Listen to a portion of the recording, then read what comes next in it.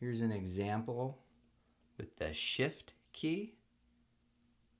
You have the same two plastic hinges, and they go up and down, and what you're doing when you're separating them is you're trying to go in between that little hinge part right there, and as you come across, it snaps that right off.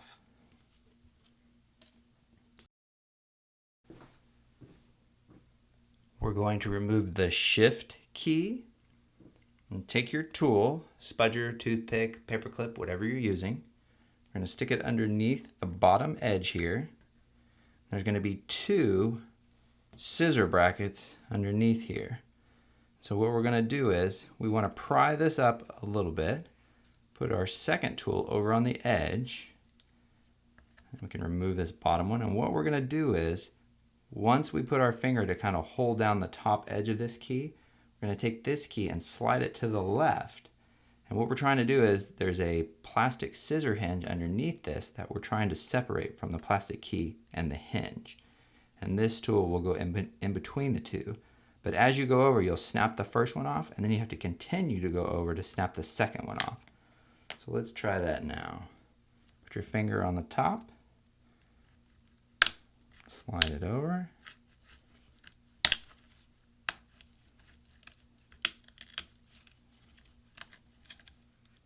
Let's see if that worked. So one more.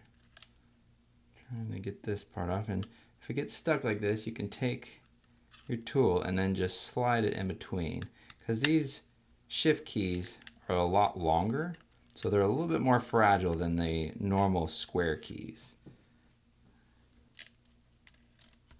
Get that scissor hinge there, still attached.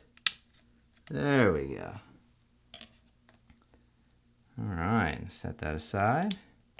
Now to remove your scissor hinges, just place your tool underneath the front edge there and wedge it backwards. There you go.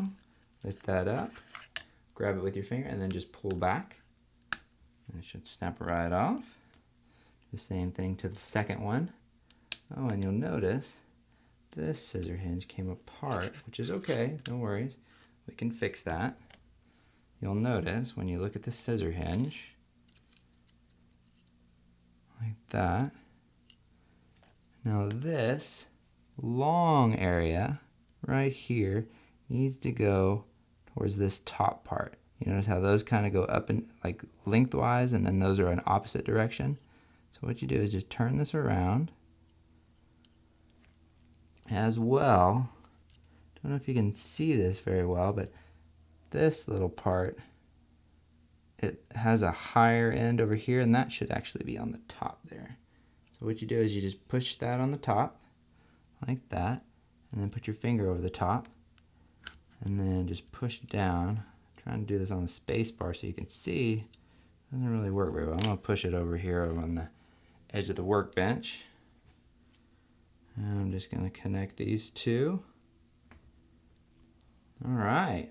So now what you're going to do is you're going to take your replacement hinges, and you'll notice with the replacement hinges, you have this tapered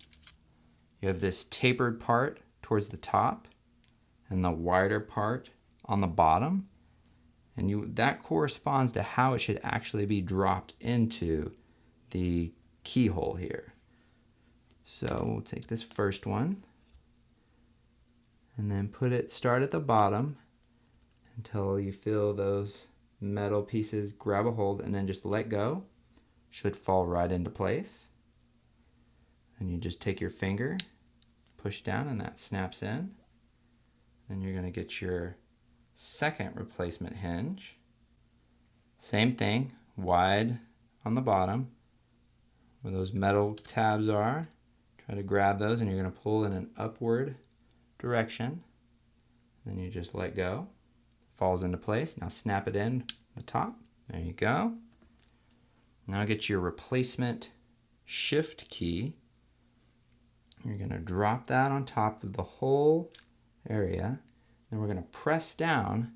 We're going to try to get all 2 of those plastic scissor hinges to snap on to the little, I guess what you call them, clasp areas here. And then you also have to get this metal bar to clasp into its little holding areas. So what we're going to do is just put over the top. I'm going to push down.